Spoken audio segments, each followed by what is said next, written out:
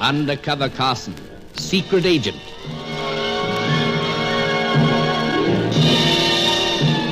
Operation Death Ray, an assignment in Rio.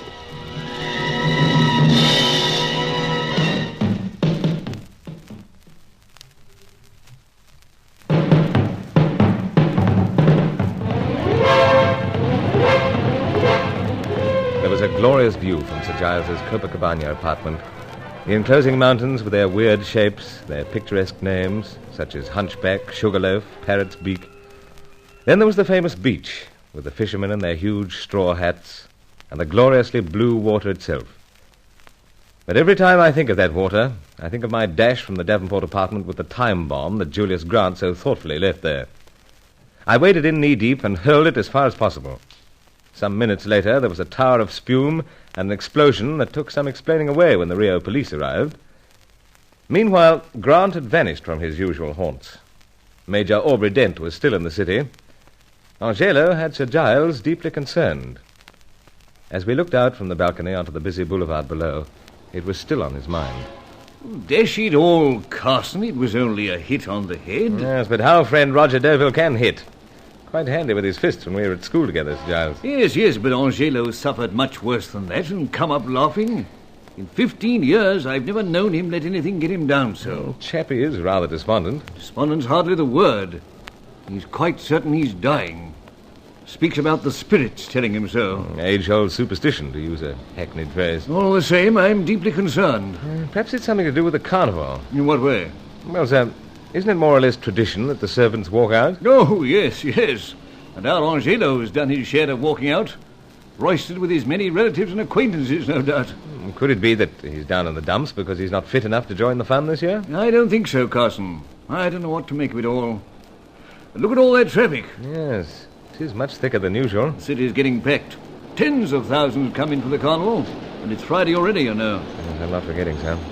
Fun starts Sunday and lasts for 3 days. And those 3 days represent our last chance to get the secret of the death ray. The Cossack will be in town. Charco hopes to make his final coup. And yet we are so helpless. Yes.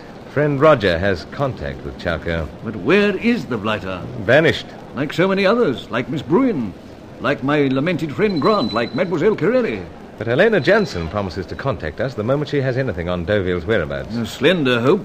Helena's determined to assist, if only to make up for past failures, Sir Giles. Yet she confesses to us that she has this deep attachment to her wayward brother.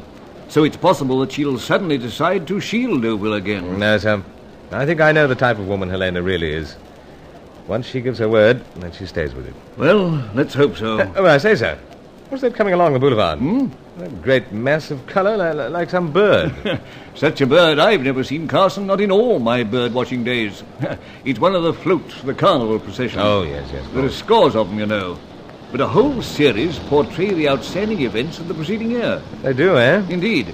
And they're so striking and ingenious. It's one of the greatest spectacles of the Western Hemisphere. Or the world, for that matter. I assure you, old fellow. No, I'm not doubting that, Sir Giles. Just thinking. This death ray hunt is a rather important event.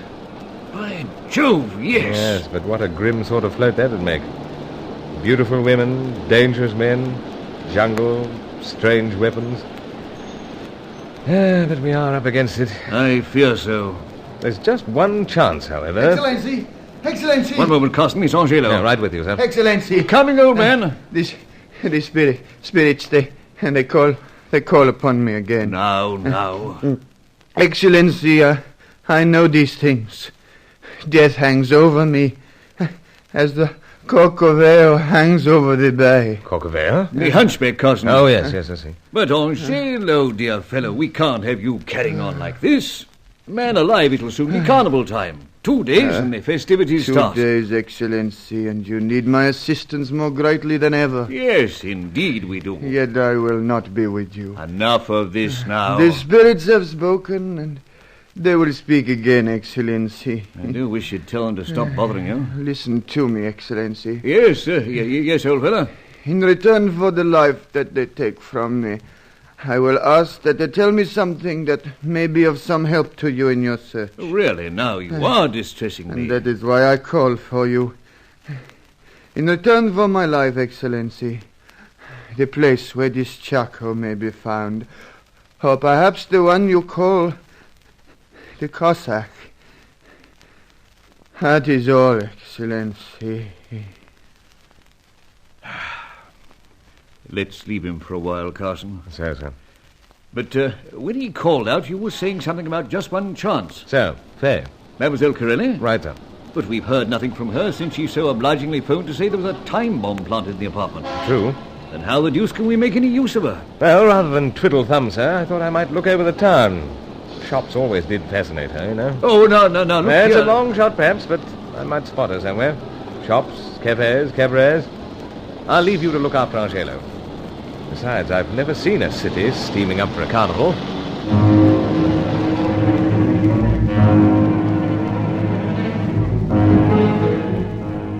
And the old boy wasn't too happy about it, but something had to be done. So out I went, and the whole city certainly was tingling.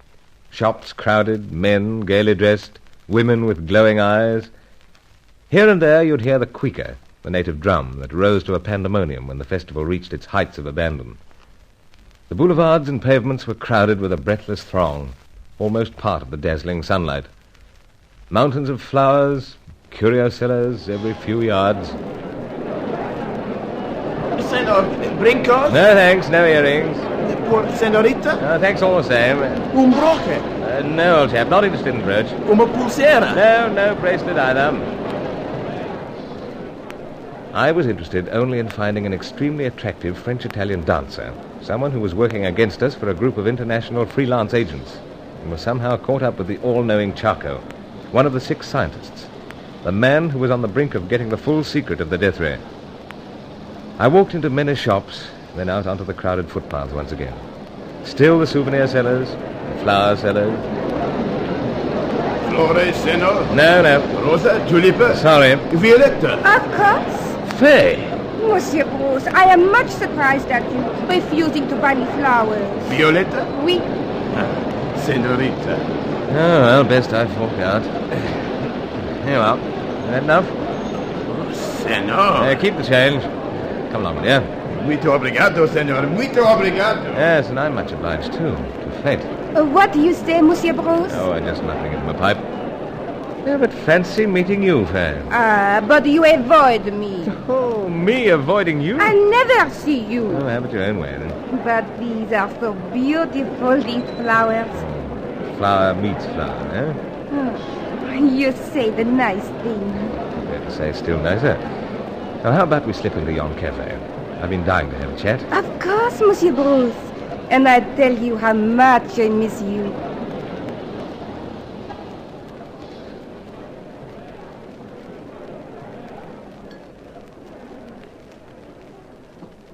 Now, my dear, we haven't heard anything from you since that last phone call. And what is that? To Sir Giles's flat, about the bomb planted there. Oh, you make some mistake, Monsieur Bruce. So we're on to that again. But the warning was appreciated. Faye, why do you keep doing these things? You talk about the things of which I know nothing. Faye, you know and I know exactly what the carnival means to a lot of people. And you must realize that I'm growing desperate. Desperate? Oh, then at last, Monsieur Bruce, you do something about me, perhaps? Yes, I intend to. But this isn't much of a place to natter. We go to my apartment, perhaps. I show you the costume I wear for the carnival. Well, we'll go to your apartment anyway. Drink coffee and we'll be off.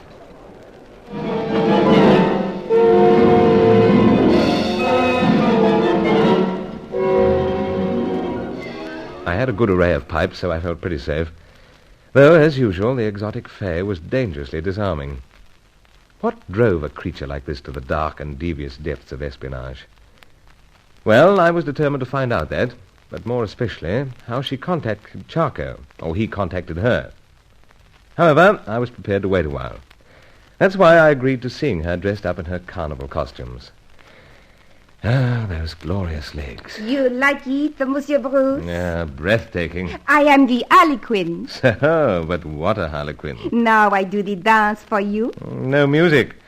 Hate to upset party mood, but pipe with musical box. Remember? Oh, that is most unfortunate. Ask Sir Giles sometime. The whole thing blew up in his face, you know. Please, Monsieur Bruce. You listen now. What's that? A musical box. Well, It is wind up, the little catch go off. Voila.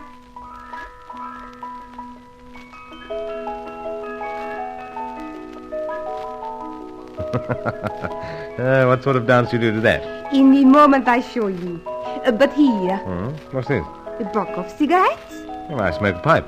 Oh, but I got so accustomed to you with the pipe. Trademark. Collecting them a hobby. Please, for once, the cigarette. Oh, well, why not? Now I light it for you. Service plus. Fancy lighter? Here. It goes the first time, I bet. See? Bravo. Yeah, but don't singe eyebrows. That's got it. You smoke. I put down the lighter and the box. Now I dance.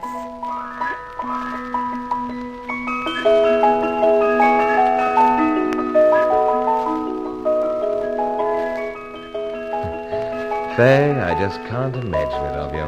You not think my dancing good? Oh, divine. Then what is it?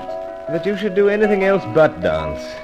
All this sordid undercover business seems so... Monsieur Bruce, you act so strange. I feel a trifle queer. Oh, the dancing, it is too much for you. It does set the ticker rocking a little, but... not that so much. Everything seems... Please tell me. You worry me so much. Must be the smoke, making everything hazy. I dance for you again and clear the smoke away.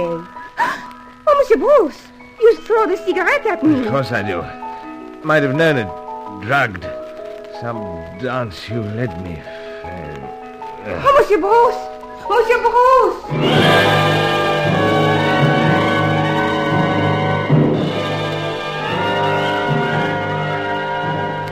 They were still standing there and crying out with concern as everything went black and I fell to the carpeted floor. It seemed that I should have kept to my pipes in spite of all the trouble they'd caused in Operation Death Ray.